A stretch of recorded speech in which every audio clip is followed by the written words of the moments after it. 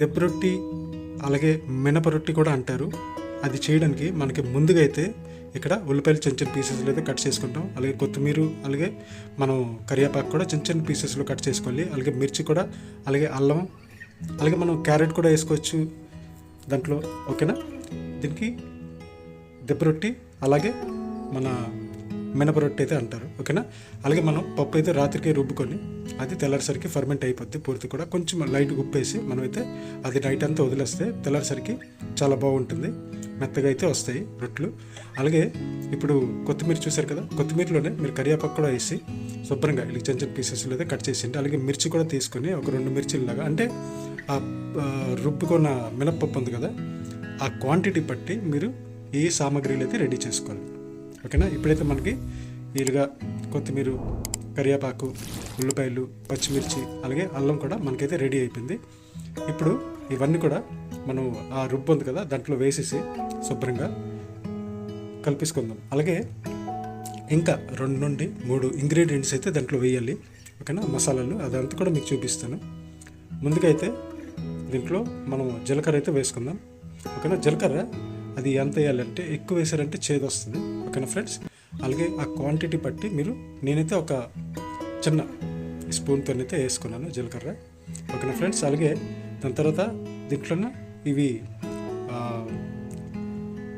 వాము.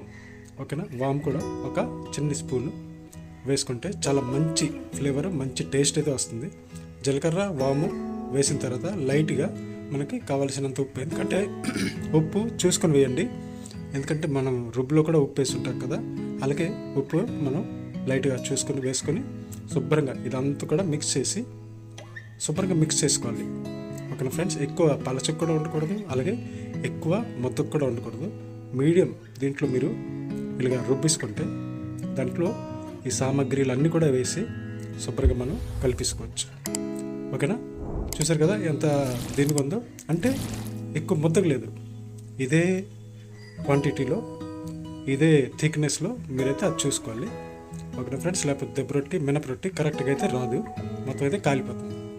ఓకేనా, శుభ్రంగా ఒక 2 నుండి 3 నిమిషాలు శుభ్రంగా కలిపారు అనుకోండి, ఈ ఉల్లిపాయల ఫ్లేవరు, అలాగే కొత్తిమీర, కరివేపాకు, మిర్చి, అలాగే జీలకర్ర, వాము, ఉప్పు ఇవన్నీ వేసాం కదా, శుభ్రంగా మిక్స్ అయ్యి ఈ రుబ్బులోకి ఆ ఫ్లేవర్ అంతా కూడా మిక్స్ అవుతుంది అన్నమాట. ఓకేనా, ఇప్పుడు మనం ఒక ఇనుము కళాయి, అంటే కళాయిలు ఉంటాయి కదా, కొంచెం లోతుకున్న కళాయే చూసుకోవాలి. లోతుకున్న కళాయి అయితే మీకు కరెక్ట్గా వస్తుంది, ప్లేన్ కళాయిలో రాదనమాట. ఓకేనా, మనకి దెబ్బ రొట్టె ఏంటంటే అంతా ఒకే దగ్గర ఉండాలి. అలాగే ఈ లోతున్న కళాయి తీసుకొని దాంట్లో చుట్టూరు ఆయిల్ వేసుకుందాం. ఓకేనా ఫ్రెండ్స్, అలాగే ఆయిల్ వేసుకున్న తర్వాత మనకి ఎంత థిక్నెస్ కావాలో అంత థిక్నెస్లో మనమైతే రుబ్బు ఒక చెంచాయో లేకపోతే ఒక గరిటెడో లేకపోతే 2 గరిటెలు అయితే వేసుకుంటాం.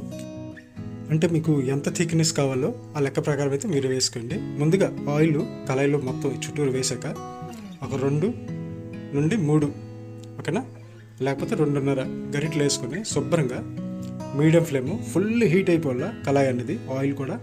ఓకేనా, దాని తర్వాత మీడియం ఫ్లేమ్లో పెట్టి అది మనం ఇలా రొట్టె వేసుకొని, మినప రొట్టి ఇంకా దెబ్బ రొట్టె కూడా అంటారు, దాంట్లో ఇంకొంచెం ఆయిల్ పోసుకొని దానిపైన కూడా కొంచెం ఆయిల్ పోసి మనమైతే ఒక 2 నుండి 3 నిమిషాల కోసం అలాగా వదిలేస్తాం. ఓకేనా ఫ్రెండ్స్, మీడియం ఫ్లేమ్లో ఆ కింద బాగా హీట్ అయ్యి ఆ మధ్యన కూడా పప్పు ఉంటుంది కదా, అదంతా కూడా మనం బాయిల్ అవ్వడానికి వదిలేయాలన్నమాట. మూత పెట్టేసి ఒక 2 నిమిషాలు వదిలేసారనుకోండి, మీకు నీట్గా రెడీ అవుతుంది అన్నమాట. ఇప్పుడు ఈ సైడ్న బ్రౌనిష్ కలర్లో వస్తుందో అప్పుడు మీకు అర్థమైపోవాలి, అంటే అర్థం చేసుకోవాలి ఇది ఒక సైడ్ మొత్తం కూడా ఫ్రై అయిపోయింది అనమాట రొట్టి. ఓకేనా, ఇప్పుడు కొంతమంది ఎలా చేస్తారంటే ఇలా కళాయిలో ఒక సైడ్ వేసి రెండో సైడ్, ఇప్పుడు ఈ పై సైడ్ ఉంది కదా అది, అంటే మనం పెనం మీద కొంచెం ఆయిల్ వేసి కొంతమంది అలా చేస్తారనమాట. కానీ మనం ఇదే కళాయిలో మనం ఇది తిరిగేసి అక్కడే అదే కళాయిలో మనం కాలుస్తాం అనమాట. ఇప్పుడు ఇది తిరిగేసాం కదా, ఇప్పుడు ఆ చుట్టూరు కూడా మళ్ళీ మనం నీట్గా ఆయిల్ వేసుకొని కాల్చుకుందాం. మెయిన్ ఏంటంటే మనకి మిక్చర్ అనమాట, ఈ పప్పు క్వాంటిటీ కరెక్ట్గా ఉంటే ఉల్లిపాయలు కొంచెం ఎక్కువ వేసుకోండి, చాలా బాగుంటుంది. ఓకేనా ఫ్రెండ్స్, అలాగే ఉత్తపం కూడా సేమ్ ఇలానే ఉంటుంది, కానీ ఉత్తపం అది మేకింగ్ ప్రాసెస్ కొంచెం వేరే. ఓకేనా, అలాగే ఇది మనం పలుకుల పచ్చడి, కొత్తిమీర పచ్చడి, అలాగే టమాటో పచ్చడి, అలాగే మనం కొబ్బరికాయ పచ్చడి దేంతోనైనా మనం తినొచ్చు అనమాట.